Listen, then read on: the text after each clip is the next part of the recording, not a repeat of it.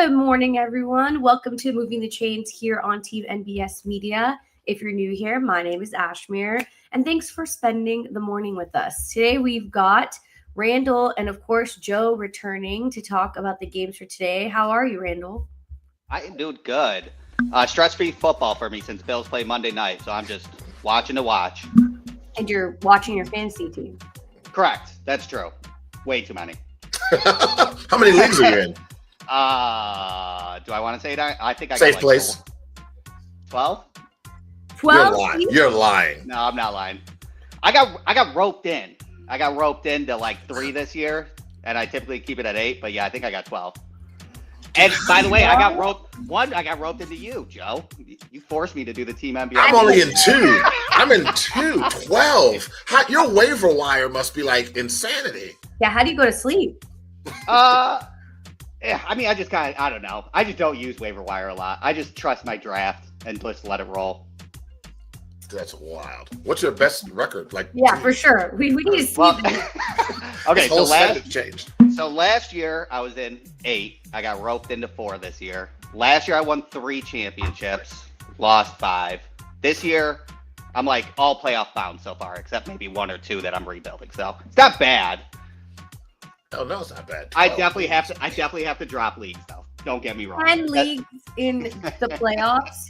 Yeah. He's going to be like in January, like, oh my God. Yeah. One of them's going to hit. I'll take the money. One of them's going to hit, right? True. Make me net positive. I'm literally only in 1 league because I emotionally can't take how hard it is to pick so many other players. Like, it's exhausting. I have 3 teams. I can't relate, I guess. My team has Josh Allen and has Josh Allen, and I also have Cook in my league. I'm undefeated, but my other leagues I'm like 500. Top rushing unit. Oh, that's wild, dude. You need a podcast about that. Yeah, for sure. Randall, set me up. Set me up, boss. You a mental health segment, like my football mental health. I feel like that's crazy. Well, dude, I wish you luck. Okay. Thank you. Like Thank you. If anybody wants to say they love game, it's only you. No one else can claim they love football unless they're in 12 leagues like you are. True story. Or just a little psychotic, I guess. Aren't we all though a little bit? Yeah, exactly. Right. Do what you love. All right. Before we kick things off for the games today, Randall, I wanted to ask you what player first. I'm going to do player then team, but what player so far this season has really impressed you? Well, top for me really is kind of Baker Mayfield and Emeka Egbuka. Emeka Egbuka was supposed to be the highest floor wide receiver drafted last year, but I don't think anybody knew that he was going to be a top 3 wide receiver as a rookie, especially with Mike Evans being dinged up, Chris Godwin being out, him taking on, everybody talked to him about being a wide receiver 2 in the NFL. And he's already showing that he's a wide receiver 1 with the floor, and his moxie that he presents in identifying defenses gives him top 3 wide receiver, which is absolutely insane for him. And then Baker Mayfield, I believe, not to brag, but I was in the chat for the first week of Moving the Chains, and I had a Baker Mayfield MVP run this year, and it seems to be correct right now. He's had 5 game-winning drives in the 4th quarter. He's balling out. He's definitely top 3 in MVP candidates. So I really like what I'm seeing out of Baker. And other than that, I guess maybe Sam Darnold as well. I think a lot of people wrote off Sam Darnold leaving the Vikings from KOC, Justin Jefferson, TJ Hawkinson, Jordan Addison, moving over to Seattle into a new team. And with his poor performance before that, thought that it would revert back to that. But now the Seahawks are better than the Vikings this year. And it's kind of nice to see that Sam Darnold is still showing people that he's still a good quarterback. Yeah, for sure. He's been lights out. I think we've talked about Baker Mayfield 2 times in a row in this show. And I feel like if we're talking about your team multiple times, you're doing something right. So Which team has impressed you along with all those players? I'll give it up to the Colts. I'm very surprised that right now they are number 1 in the AFC. That's impressive. Like Shane Steichen is one of probably the best offensive coordinators, top 5 right now, because he is being able to do so well with Daniel Jones, and what Daniel Jones was bad about was handling pressure, and Shane Steichen is a good reason why he's handling that pressure. And then Jonathan Taylor is a top two back in the league. It's probably James Cook and Jonathan Taylor for number 1 and number 2. I got to give credit to 49ers being first in the NFC West. That should not be happening with the Rams and the Seahawks in that division and Brock Purdy out. Shanahan can literally develop an offensive system for the Canadian Football League quarterbacks and probably make it to the playoffs. It is one of the most impressive things in the whole entire world. And then I guess my other team, I'm going to go because I want to lap this one as well, is the New York Giants. I liked what they saw last week. I think if they stay there where their ceiling is, then Shane and Dable probably had the hottest seats on the market right now, and we're basically destined to get fired. But if they pull out what they did last week, probably 6 or 7 times, wildly they might not get fired. So kudos to the New York Giants for actually taking a shot at rebuilding and it actually working for John Mara, who came out saying that he had cancer and stuff like that, and they're really fighting for him. So it's awesome to see. Yeah, I agree. I think, well, that was a good point, Greg.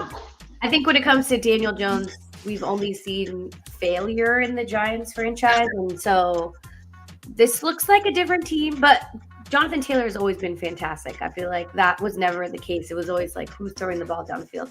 Today, they have an easy game again, right? So I feel like should be. They're playing Arizona with no Kyler Murray.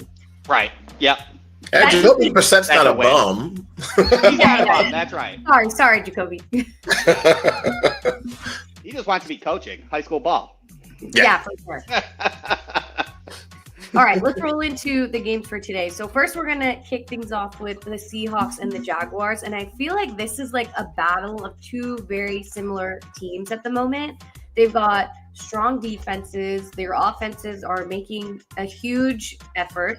Trevor Lawrence has obviously not been the star-studded quarterback that we've talked about in past years, and he turned things around this year and got paid doing it all. So I know that Randall already touched a little bit on Sam Darnold. So Joe, what do you like from the Seahawks, and what do you think will make them do well in this game?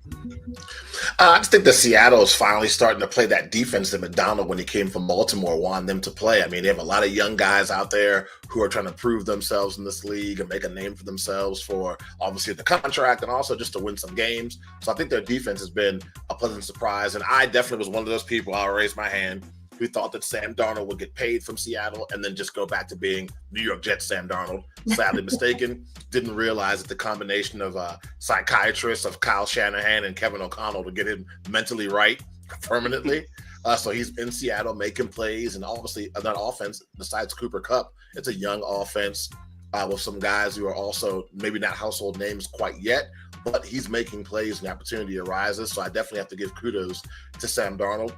And I think for Seattle, like I said, when they have to make a play on offense, they're making the plays. Walker's a great running back, and what's the quarterback's best friend besides a tight end is a good running game. And I think their defense is starting to do what I thought they would do. When McDonald came over from Baltimore, we know what the Ravens defense has always been about for all these years. So I've expected Seattle's defense to really step up and be one of the better defenses in the NFL. And they're starting to show signs of that. So I think for Seattle, improved defense. And then, like I said, Sam Darnold showing everybody that he deserved that contract and he's worth every penny they're paying for him.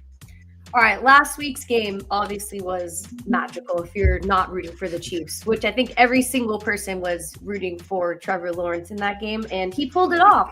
So, Randall, what is going well for the Jaguars right now? And is this like a flash of good things? Is this going to continue? I think it's a good thing, but with a little bit of pause, because that Chiefs win was awesome, loved it, sort of thing. But their other wins, Texans, really bad offensive line. The 49ers were a win that was good, and then the Panthers. So I'd like to see a little bit higher competition in there. The Chiefs are 2-3. They are good, but they're still trying to figure themselves out. I think the way that they're going to stay consistent and good is actually Liam Cohen. I think that might have been the best coaching hire out of the free agent cycle when it came to them. Liam Cohen is a dog, and the most important thing that Liam Cohen is doing, just as Joe talked about a run game, is Etienne is going to have possibly a career year this year when the Jaguars picked up their 5th-year option. So Liam Cohen got a good running game with Bucky Irving in the Bucs. already came to Jacksonville, made a really good running game back with Etienne to help out Trevor Lawrence, because he has been up and down, throwing a lot of picks. I think 5 touchdowns, 5 interceptions. So to establish that run game and then have really good defensive backs who can play really sound coverage is how they're winning right now. And then they just have to grow on that. Yeah, the defense has been a complete 180 from what we've seen the Jaguars put on the field beforehand. I feel like that's what makes this game a big matchup. Seattle started with one of the stronger defenses. Now there's a lot of injuries. How are they going to combat the high of the Jaguars in this game? So from these two teams, I want to hear which players on either team, in your opinion, are like, I guess the best. It could be the running back, could be the wide receiver, like of their offenses, which one really has done their thing so far and will be shining out. I'm going to pick JSN. I feel like it's a cop-out, but I think that Sam Darnold and JSN are really like firing on all cylinders and coming off of a season where there were obviously a lot of weapons in that offense. And now that there's just that one guy and he's proven that he can be the wide receiver one, I feel like JSN could light this Jaguars secondary up, but it's like, it can't just be him, right? He can't do it all by himself. Anyways, that's my pick. All right, Joe, your turn. So the best player from the Seahawks, I think, is Kenneth Walker III, because he's just the straw that stirs the drink. I mean, when he's running the ball, he opens up everything for everybody else on the offense. So I think for me in Seattle, I would say he's their best player. Best player for the Jaguars, that's tough, man. I don't know. Trevor Lawrence so inconsistent. It makes me angry. I can't go with Trevor Lawrence. I can't. Man, best player on the Jaguars. I don't know. Could it be Etienne? I'm not really sure when it comes to Jacksonville. I don't know. I mean, I know most people would say Trevor Lawrence, but to me, there's too many coulda, shoulda, woulda plays for me to see that he's the best player. I mean, maybe if I had gun to my head, Brian Thomas Jr., best Jacksonville player. He's their biggest playmaker, obviously. I feel like that also is a player that needs to come out in this game. All right, Randall, your thoughts. Yeah, I'll give it up for the defensive side on Seattle, just as Joe had made with Michael McDonald's defense is really come together. So I'll give it to Leonard Williams. I think the most important thing with the Seattle Seahawks is, since their coverage is bad, their defensive line can only rush with 4, so they can pull all 7 back. And I think Leonard Williams, just as you said, Joe, stirs that defensive line drink to allow them to rush with 4 and create opportunities for the rest of the defensive line. So I'll give it to him on the Seahawks to make sure that's kind of a key for the victory against the Jags. And then for the Jags, I am going to give it to Etienne, because I think he is having a career year right now, and that's most important for Trevor Lawrence since he's being so up and down. So I'll give it to Etienne, but I'm really liking what I see out of Travis Hunter, actually establishing him as a wide receiver and a cornerback at the same time. So that's probably one of the most fun things that we could possibly have in this NFL cycle that's not getting talked about enough. No, I think, honestly, I want you to talk about it more, because I do think it's been overshadowed so far in the first 6 weeks what he's been doing on both sides of the ball, which is what he wanted, right? That's exactly what he wanted. And many people said it wasn't possible. So, Randall, I'd love for you to give a little breakdown of like what you like so far from him. Yeah, for sure. On like a defensive standpoint, because he's obviously not done as much defense as offense, but it was a travesty in week 2 when they gave him that defensive pass interference call in the 4th quarter on that sideline fade. That was brutal, because it was not defensive pass interference. And Travis Hunter, they took that away from Travis Hunter. That was awful. And when he's playing more wide receiver than cornerback, he needed those flowers right there. But when it comes to defensive standpoint, he's just playing sound, and he's playing bend, don't break to make sure that no explosive plays get through him. And that's really what he should do right now, especially coming from Colorado to the NFL.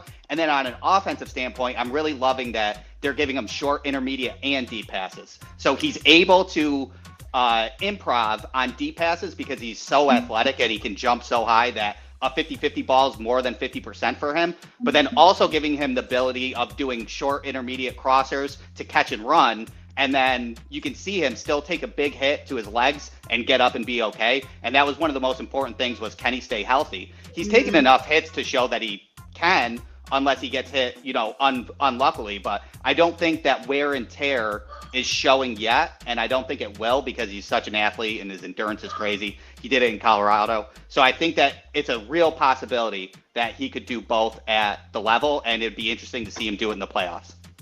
Yeah, I think that this game too, I feel like this game really can showcase what he's able to do against a Seattle strong offensive team, and then also for the Jaguars trying to make a big game here. Okay, I feel like this is the most fun matchup in my opinion, but we'll roll into the next one. We're going to talk about the 49ers and the Bucs, and this is their fourth year playing each other consecutively, and the Bucs have lost every single game. So I think they're coming off of a angry win, and they're ready to take over the 49ers without Brock Purdy. Mac Jones, I said it before, he's seeing ghosts, and it was literal, and then he won a major game. So I don't think that's going to be the truth in Tampa, because that would be crazy.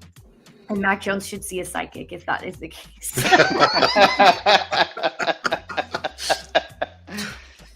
All right, what do you like? Randall already said it, so I'll give it back to him. The 49ers they're so injury prone, and this team is just missing all of their pieces essentially, but they beat the team who I projected, the Los Angeles Rams, to be Super Bowl bound. So what are the 49ers like? How are they able to repeat this success game in and game out? It's definitely Shanahan when it comes down to it. It's absolutely insane what Shanahan can do. But I mean, overall, like, it's funny because like this game, just as you said, like the Seahawks and the Jags are kind of similar. The injury reports for the 49ers and the Bucs are also similar too. It's really nobody has a good wide receiver except the Bucs have Emeka Egbuka. So it's almost like you're taking Mac Jones and Christian McCaffrey versus Baker Mayfield and Emeka Egbuka. So how is that going to play out, right? Are you going to trust Shanahan to elevate Mac Jones enough?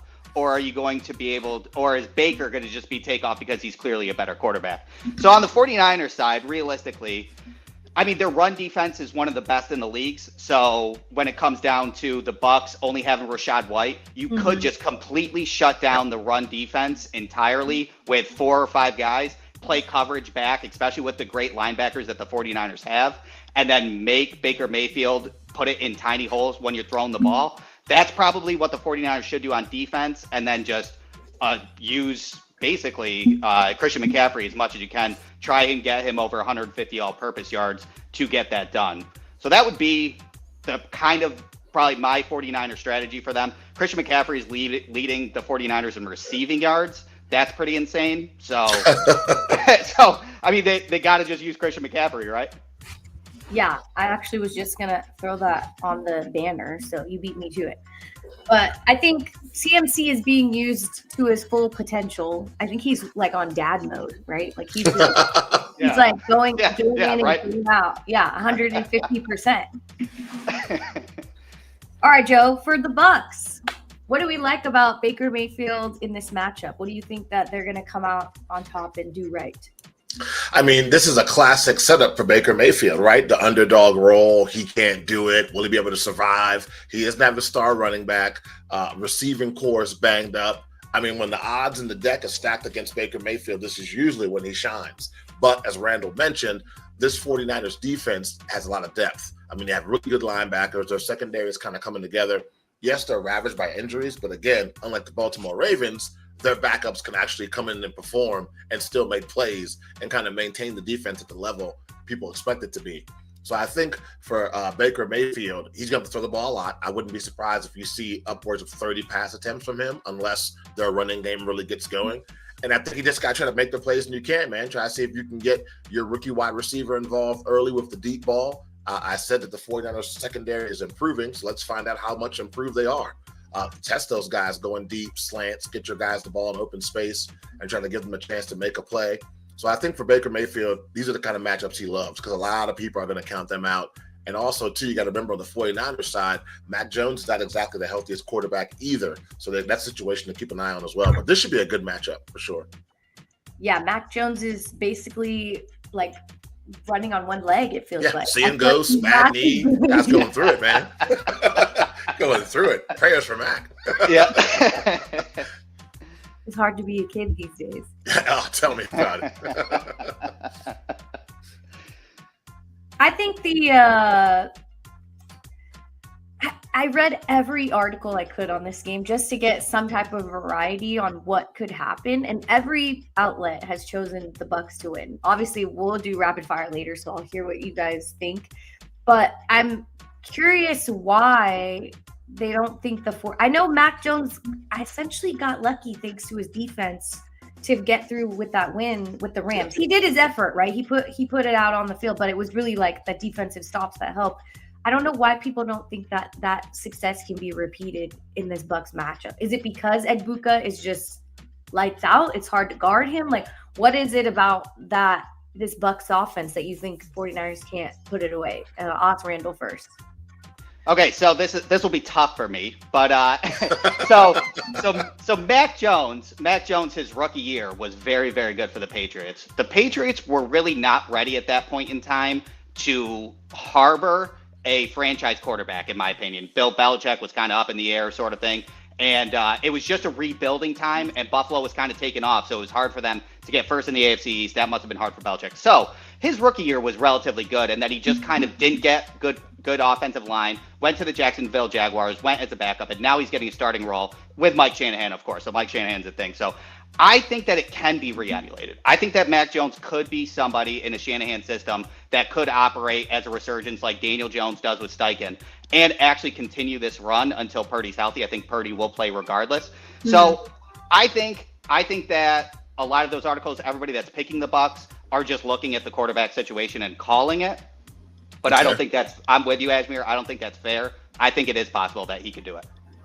Yeah, I mean, it's hard to win in Tampa. I've been there. It is hot. I went for the It is so hot. The minute that there's a timeout, whatever, people are flocking to be in the shade. It's so hot. So it's a 1:00 game here, 4:00 in Tampa. I don't know if that's better or worse. So that's one thing. I think that is fair point. But yeah. All right, Joe, I want to hear your thoughts too. I just think that they think like I said, the biggest thing is the 49ers secondary. It's getting better. So people will see Egbuka and how great of a season he's having, and they're just thinking it's going to be very easy for Baker Mayfield to throw the ball all over the yard. But like I said, linebacking core the 49ers have, led by Fred Warner, who I think is maybe the best in the business. Those guys are opportunistic as well. They're going to be trying to pick off passes, create turnovers. It's up to the 49ers defense to keep them in this game and hope that Matt can make a play here or there. So sure. I think the reason why so many people are picking Tampa Bay is because they don't think that 49ers defense is going to be able to hold up against the Bucs offense. And I think it's something we have to watch and see for sure. I think it's going to be a really close game. I don't see this being a blowout on either side. Yeah, I feel like all these games have been high scoring. every single week, like teams that you are talking about a strong defensive front, there's no way. We're going into 27-31. Like, why are the points so high? It's just like offenses are out shooting each other. All right, before we roll into the commercial, I want to ask you guys a quick question. If the Jets win this game, what does that mean for Denver? Like, where do you put them? Ooh. Question. That's a good question. Yeah, that wasn't in the email. Talk about rapid fire. I just looked at the score. Talk about rapid fire. You're going to give the Jets their possibly first win abroad, right? And they're struggling majorly. There's like actually no positives when you look at the Jets. Everyone's yelling at each other. Garrett Wilson yelled at Aaron Glenn before the half. Yeah. It's just like. Oh, really? So much yeah, he's like yelling at him about the 2-minute play that they pulled out before half. Wilson was right. Sure, he won. But I think if the Jets win this game, I think it means for the Broncos, they're just not ready for prime time. It was a great win against the defending champs in Philadelphia. I live in Colorado. I work about 10 minutes outside of Denver. Everyone yesterday was on a high still about this game and so excited about today and thought it was going to be a cakewalk. I think a loss to the Jets just means you're not ready for prime time because great teams beat teams like this easily. The teams you're supposed to beat, they chalk the W into the schedule and keep it moving. So if you lose to the Jets, you're just not ready yet. That's all. All right, Randall. I agree. I do think that probably one of the biggest mistakes that they may have made was drafting RJ Harvey in a year where they needed a good run game to continue Bo Nix's improvements and things along those lines. They shipped off Javonte Williams, who's doing very well in Dallas, and then bet on RJ Harvey. He's not working out to the best ability, and I do think as good of a quarterback Bo Nix is, he can win games, but you need a good running game. So if I were to look at the Denver Broncos and they lose to the Jets today, And with the AFC West being still open at the moment, I would deadline a running back to get a running back committee with RJ Harvey and try and figure it out and sustain it and try and make it to the playoffs and run, because the NFC is now the gauntlet and the AFC is wide open. So I wouldn't lose hope, and I would just try and get to the playoffs and go from there. But definitely make deadline moves. Yeah, I think this is like a must win, like Joe said. You're abroad, okay? The fans love to see chaos, which is what they're giving them to all of the UK and everyone. I feel like the games out there have been very exciting, and the teams have been boo-boo games. I've been seeing every single game. I was like, we're watching two matchups that we really don't care about, but they're going to the end, and if you're abroad, that's all you care about, right? Yeah. You're like, this is why they love American football. And this is a good point by Greg, too. I think picking up J.K. Dobbins, this guy's had so many knee injuries, and he's a great running back when he's healthy, but the key phrase there is when he's healthy. Right. Yeah, you can't rely on him the entirety of the game. All right, we're going to take a quick break, everyone, and then we'll get back and talk about our final matchup, and I'm sure you can predict what it is. And then we'll go through our rapid fire picks for the day. You are watching Team NBS Media. We are a digital media brand covering sports, entertainment, and lifestyle, with team members all across the country. Through our written content, podcasts, and video content, we bring you fresh and professional content. Interested in joining the team? Shoot us an email or DM. In 2006, we founded Yeti Coolers with a simple mission: build the cooler we use every day if it existed. One that was built for the serious outdoor enthusiasts rather than for mass discount retailers. One that could take the abuse we knew we'd put it through, out in the field and on the water. One that simply wouldn't break. We decided early on that production innovation would come from necessity and first-hand experience, not from market research and data analysis. Today, Yeti products perform when it matters most. Whether that be an excursion into the remote Alaskan wilderness, chasing redfish on the Gold Coast, or just getting together with friends in the backyard, we make gear that helps you stay out longer, travel farther, and live harder. # built for the wild. Hello, everyone. Welcome back to Moving the Chains. If you're joining us from that really fun Denver Jets game, thanks for tuning in. We're here with Joe and Randall, and we've already talked about two matchups that I think are going to be very fun. Then the final one, which is, of course, obviously the major game of the week, because Patrick Mahomes is not the best. This season is not the best for Kansas City. As a Raider fan, 2 thumbs up. My favorite version of the Kansas City team. That's what I'm talking about. Yeah, for sure. Of course. Oh, yeah, both of you guys are lifelong haters. I forgot about that. Yeah. We should make one of those videos where it's like they're shaking hands, like the Raiders fans. Yeah. Yeah. I've tried to not be biased. It's impossible not to hate the Chiefs. No, for sure. Rapid fire, I never pick the Chiefs. They could play the Jets. She's still going to pick the Jets. I'm not. I'm like, that's it. This is their game. Jets are in. All right, but on the Chiefs side, I won't give it to Randall because it feels so evil to do that. So Joe loves to give the Chiefs their flowers.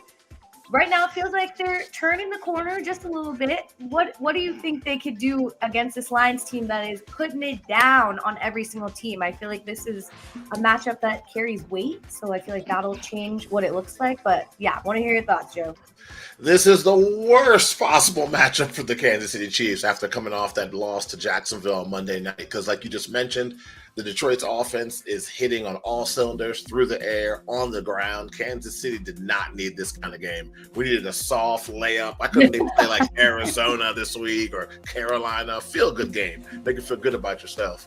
I just think for the Chiefs, man, they cannot afford to lose this. If they lose this game, this might be like a playoff elimination game. People might think I'm jumping out the window and talking crazy 6 weeks into the season. But really, I mean, when you have lost the way they've lost, these are the kind of games that the Chiefs in the past would always step up and win, these primetime games. But I just think that with Xavier Worthy still not being 100%, the running game for the Kansas City Chiefs is at best. I think this is a really, really bad matchup for Kansas City. The key is going to be obviously their defense. I mean, we all saw the memes, the image of Chris Jones just standing there watching Trevor Lawrence fall over and over and still get up and score a touchdown. Their defense is going to have to contain Sonic and Knuckles, the running game from the Lions. Jared Goff throwing the ball all over the place. The onus is on their defense to show up, because if their defense can't slow down or stop Detroit, it doesn't matter what Patrick Mahomes does, they're going to lose. It doesn't matter that they're at home? Nope. Detroit has been punching people in the face since they lost to the Green Bay Packers week 1. Yeah, that's true. All right, Randall, what do you love from the Lions so far? And I don't think they'll be able to just blow it up with a 44-point game in this one. Just, unfortunately, Yeah. I would love to see that. I would throw confetti in the streets, okay?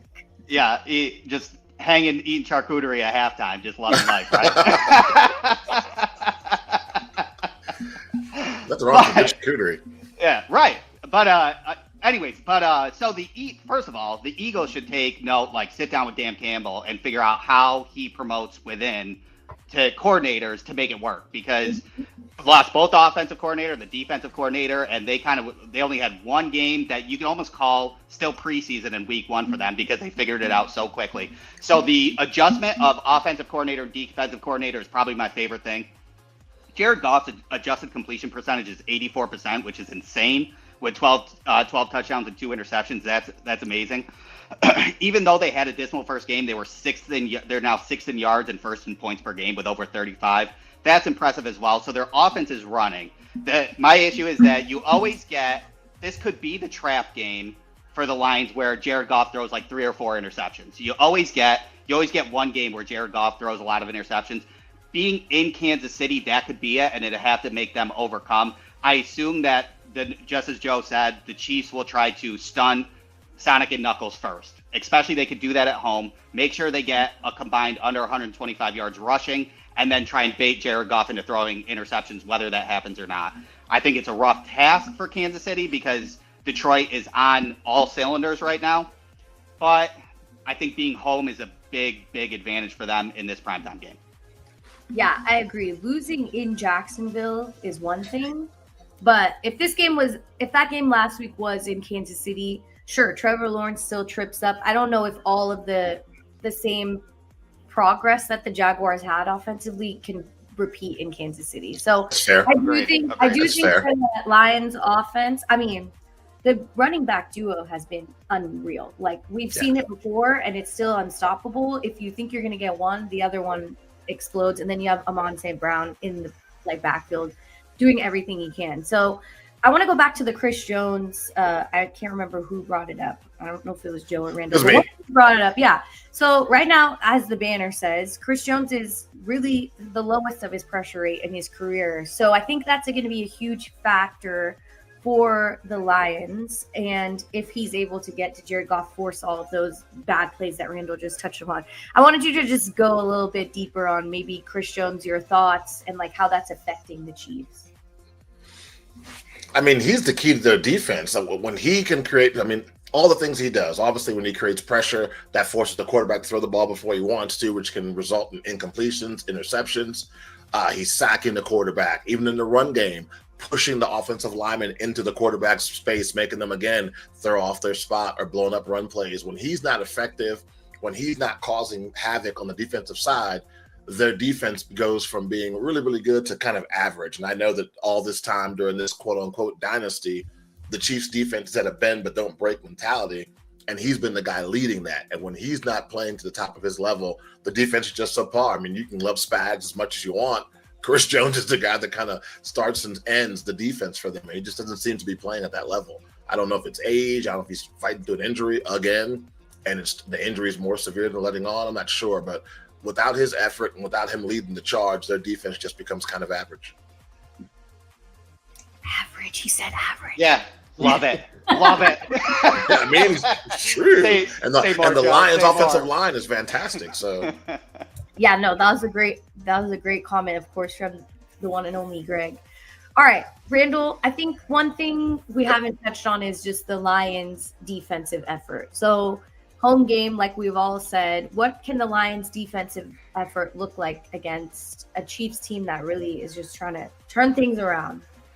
Yeah, I think the most important thing that they can do is probably just rush with 4. I mean, that's like my favorite thing to do for defenses in the NFL to do. So if you can rush with 4, just like how the Eagles won the Super Bowl last year, and cover with 7, then you're pretty much golden. It's very difficult for quarterbacks. Aiden Hutchinson did not need any time back, which is impressive. He's got 6 sacks, 7 QB hits, and the insurgence of Al-Qadim Muhammad with 4 sacks and 4 QB hits is a big positive as well. So I think that the ability to rush with 4 is going to work. The number one issue that it will come down to, especially because Mahomes knows that he basically has to control most of the offense when Tyquan Thornton is like his best option right now, is actually just getting Mahomes to the ground. Like, Mahomes is so slippery, and he can run around, evade, sit in scrambling mode until he can throw the ball at the very last second. You have to get Mahomes on the ground. It will the offensive production for the Chiefs will be good if Mahomes can get away from that. But if the Lions get 4 sacks and get him on the ground with disrupting drives and whatnot, then the Lions can honestly maybe win easily. But it's a tall task for Mahomes to do it. It is a tall task. I also think it's hard because we don't know which player, which is the story of the Chiefs, like, franchise, it feels like, excluding Travis Kelce, is their go-to player, right? Like, I don't think anybody has really proven themselves. Hollywood Brown is like, Chico has flashes of good things, and Xavier Worthy, I think he's just slowly getting back into the rhythm. So I don't know if today is that game that it feels like it comes together, but I definitely think that's another thing that the Lions can take advantage of when it's really not, working for the Chiefs, which, like we said, we've said it a million times. All right, we're going to roll into our rapid fire. Let me pull this out. Big game for Kansas City, though. Man, they lose this one. Big game. The bandwagon Chief fans will start packing away their hoodies and hats, and then the real fans are going to start screaming, "It's time to move on from Andy Reid. He's past his prime." It's crazy, right? Yeah. Crazy. Yeah. Oh, I did want to ask Randall, because you said the development from coordinators with Dan Campbell. I feel like it's his energy. Like, gotta be, right? Gotta be. He's on the field as if he's about to take the field every single game. I swear, one day he should run out as like a teaser, like fully suited. I feel like that would be great social media promo. It's just like throwing it back to him. And the game 1, everyone was like, it's a wrap for the Lions, right? They can't beat the Packers. This is like divisional, blah, blah, blah. And they've just done that. So I wanted to say that was a very good point that you brought up. All right. Also want to ask you, since you have 12 fantasy teams. We're going to make a show about this. I'm going to put it together. Yeah, I think we have to give Randall a segment of. Yeah, there you go. The Randall Chronicles. I'm going to get my phone out for this. It can be pre-recorded. Who's one of your must starts in your fantasy roster? It doesn't have to be. Could be. I mean, at this point, you have them on one of your teams, so correct. I just like hit the spectrum of players. Yeah. Okay, so our Team NBS League, I was a genius, and I got Jackson Smith and Jigba, Marvin Harrison Jr., and Emeka Egbuka as my wide receivers. So that's what I'm talking about, right? So, I remember that. I was very angry. Obviously, Emeka Egbuka is a start without a doubt. I believe after the bye week, Bijan Robinson is probably going to go off with the extra rest for sure. So that's going to be a very clutch player. That's probably going to be RB1 for this week. Jonathan Taylor will be good. James Cook might not be good. I'm a little nervous of him playing in a dome against the Falcons. And I'll probably give a caps off. I'm curious to see how this game works out. But as like a sleeper, because I pretty much just named like all RB1s and wide receiver 1, so I guess that's not fair. Jalen Waddle. Jalen Waddle's playing the Chargers. They're a little banged up right now, so they're giving the ball. They're giving the ball back to offenses pretty quickly because their offensive line is hurt and the running backs are hurt. So I think the Dolphins will have a lot more drives than they typically do per game. And with Tyreek Hill out, Jalen Waddle's being the focal point for Tua, I think he could have a wide receiver 1 day. Okay, I like that. And I feel like the quarterback injuries are aplenty. So what backup QB is someone, or not backup, I guess Spencer Rattler is not a backup QB, but what, if you were digging through the trenches for a QB, which one would you say is a starting, he'll get you through week 6? Okay, so if we're talking like for today, because you're kind of throwing a dart. And if you got to put in a backup, that means you're starting backup. You're kind of screwed in the middle sort of thing. So you're just trying to survive. I'm going to say Joe Flacco today, especially because if Jamar Chase is healthy, because I believe he is playing, and then you have Jamar Chase and T. Higgins, Joe Flacco is not going to want to get hit, and he's just going to throw that ball. He will throw that ball 50 yards multiple times and just keep throwing it, hoping to get points, because he's in a no-risk situation. If he throws 3 picks, that's not a big deal, but I don't think he will. But he will gun for 3-4 passing touchdowns, and having those 2 weapons for Joe Flacco and his veteran presence, I'm pretty sure he's just going to sling the ball the whole entire time. And then just, even if the Bengals are losing, you're going to pick up garbage times after that too. Yeah, I think that's a Joe Flacco choice. Yeah. Yep. Okay, you're not wrong. You're not wrong. Try to be different. He can roll to bed and throw the ball for 300 yards. Like, that he guy's doesn't want to. He Doesn't want to take a career-ending interception. He sees pressure. He's just gonna. Jamar Chase is down there somewhere. Yeah, I think the Broncos just took the lead back too. Yeah. Oh well, they heard us talking about it. A lot of time left though. All right, let me pull up the rapid fire here. A Justin Fields 4th quarter comeback. I don't think I've ever seen that before. I don't think it's happened before. If it has, I don't Except remember. at Ohio State. Maybe Ohio State. Yeah. And the NFL, it's been a lot of on the bench, down by 30. All right. Everyone can see the screen? Yep. Yeah. All right, the first game we've got is Cleveland and the Steelers. I'll let the guests go first.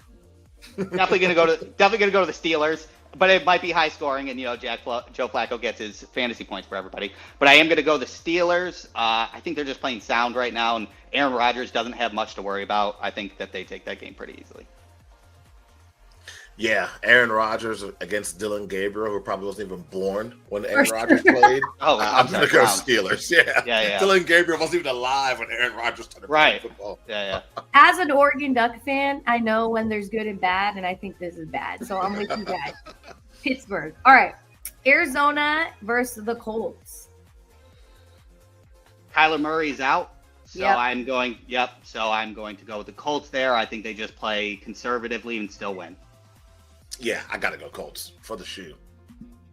Me too, but I don't have the logo here, so I'll figure it out. All right. Next up, we've got Chargers and Dolphins. Some banged up teams there, dude. Uh-huh. Oh, it's me. Sorry. I'm going to go Chargers because Justin Herbert is a far better quarterback than Tua, and I know it's not just quarterback play, but I do think that Tua is, Chargers. Dolphins defense is terrible too. They're all banged up as well. Yeah. Herbie can just murder them. Sounds like a unanimous. So you don't think that the fact that they're missing their entire offensive line, like they should be worried? I do. Yeah. I don't know. That's a good one. I'm still gonna go with the Chargers, but I do think it could be close. I don't feel confident enough to lone wolf on the Dolphins. I'm gonna go Chargers. Yeah. I think there's choices that you make, and that's not one of them. All right. Dallas versus the Panthers. This should be Cowboys by a landslide. It should, but we saw what the Panthers did last week, and I'd be curious if they try and do it again. But yeah, I think the Cowboys. I think Pickens is beautifully coming into his own without CD. I think they'll extend Pickens at the end of the year. I think Cowboys are on a heater with the offense. Yeah, for sure. We're going too unanimous here, you guys. I feel like we should be. All right, I'll go against my grain the next pick, and we'll see. No, don't do that. Don't do that. That's how your record gets bad. New Orleans. Take it from me last season, trying to pick with my heart. I was bad. Yeah. I'm gonna go Patriots, man. Drake May. Yeah, they're coming off a big win in Buffalo. Yeah, real rude win. But yeah, to bring that up. Yeah, I got the Patriots too. Fresh wounds. Yeah, but I think this will be a fun matchup. Spencer Rattler is doing very well. Like it's not being talked about. In the rushing game, like as a quarterback, he's rushing well. So that's another element for Saints. All right, the Rams and the Ravens. Oh, it's so sad. So sad. Baltimore Ravens are just falling apart. Rams. I Sean McVay will. can't wait to get back on the field after the last game. Oh yeah. Good point. Yeah, that's a revenge game for McVay, and he takes that seriously. Great point. I will say the Ravens will have hope. I still think that the AFC North is up in the air. If Sure. they get everybody back by the bye, they have a 6-game stretch where they could win all 6, and Lamar will be back. Yeah, I just feel like that's a lot. It's a lot to put on this offense. It doesn't make any sense. Not today, yeah. All right, Seattle and Jacksonville. The game we've talked about. Randall. It's in Jacksonville, yeah. Yes. Also hot as hell. I'm gonna go. Yeah. Mhm.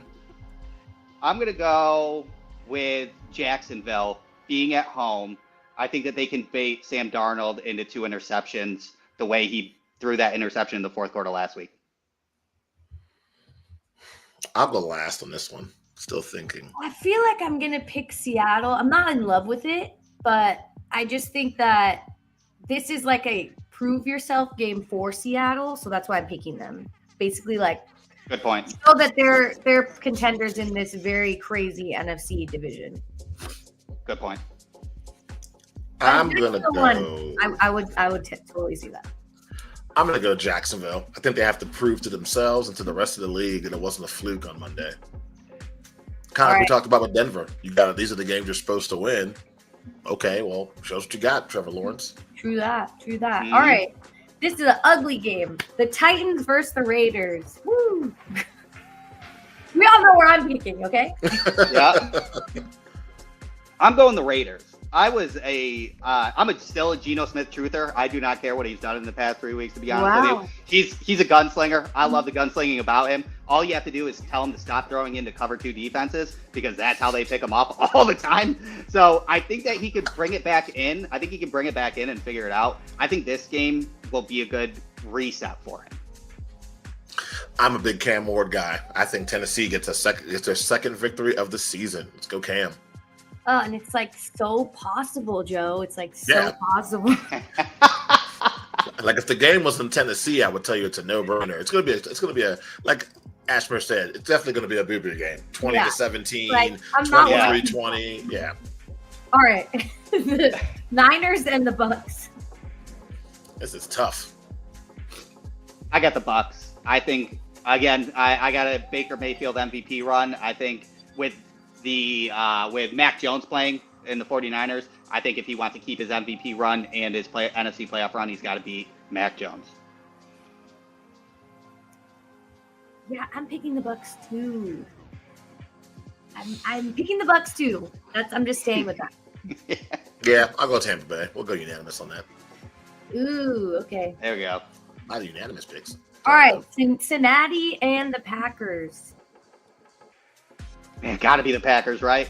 Yeah, coming off I mean, the bye.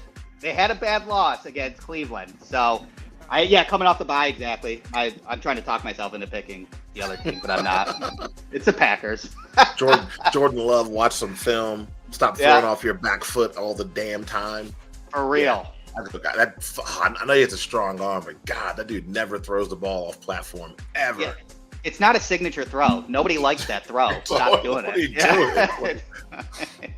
But this is where Joe Flacco just gets it right, okay? According to Randall. Yes. That'd be incredible. All right, Detroit and Kansas City. Well, we all know. You know me. You know me. Well, don't ask the two of us, okay? Because we're going to tell you. What I think we're unanimous again. Yeah. This is where things go wrong. I can't. Nobody lone wolfed anything. I'm gonna have to relook at mine. Yeah, I lone wolf Seattle. Like that's not that crazy. I didn't hear the sound effect. I didn't know. That's a good loner there. Our baby wolf howling. I didn't hear. Oh yeah, sorry. I'm too locked in this Canva. All right. Then we're gonna do. I made these too big. This was Jeff's job back in the day. Okay. OG. Chicago and Washington. Oh, Commanders. Come on, man. Caleb Williams will be ready to run for his life tomorrow.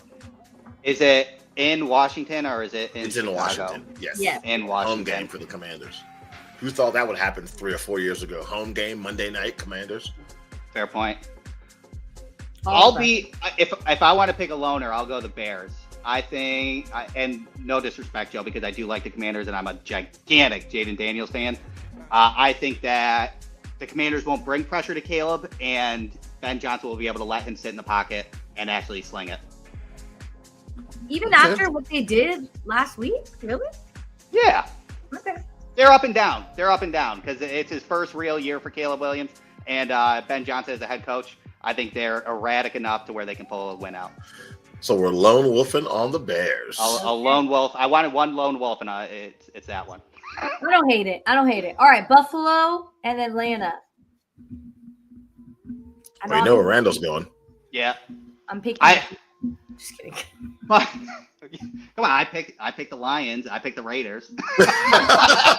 The way the show works. Yeah. Like, are we on the same Give me team? time. Yeah.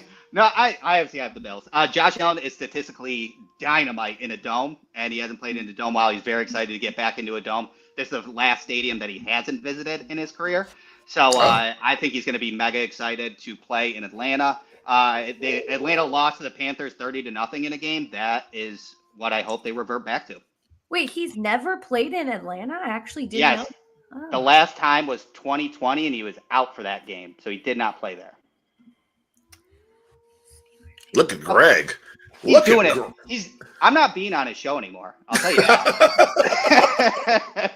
Look at Greg. Words come with consequences, Greg. Shots fired. All right, we don't have it added here, but I'm going to add it because it's part of the week. Next week, Steelers and the Bengals. Okay. Oh, Pittsburgh. Cincinnati needs to think about what are we going to do next year? How are we going to make this better? 100% agree. Every dime we have needs to be spent on offensive line, starters 100%. and backup. Every dime. 100%. Defense be damned. Every dime we have. For sure. All right, we're unanimous on that. All right, The wait. best starting and backup offensive line in NFL history. That's what you need to purchase. Yeah. Right. Everyone picked the Bills today, right? Okay, great. Perfect. All right, perfect. Well, there's our rapid fire results. So thank you very much. I think that was a fun show. Thanks, Randall. Yeah. Absolutely. Thank you for having me on. Sharing Love my it. screen anywhere. Yeah. All right. Did Greg drop his hits? I didn't say them. Sorry, Greg. He did. He did. They're all in the chat. He dropped every single one. I don't Debo know. Samuel's likely out for the Commanders. You lie, sir. Yeah, is he? He practiced the other day. He won't be 100% though. That's true. But who is in week 6? Good point. All right, my friends, thank you very much and have a great Sunday. Thank you, everyone, for tuning in to Moving the Chains. Be sure to like, subscribe, follow all of the things. We have shows almost every single day on this platform.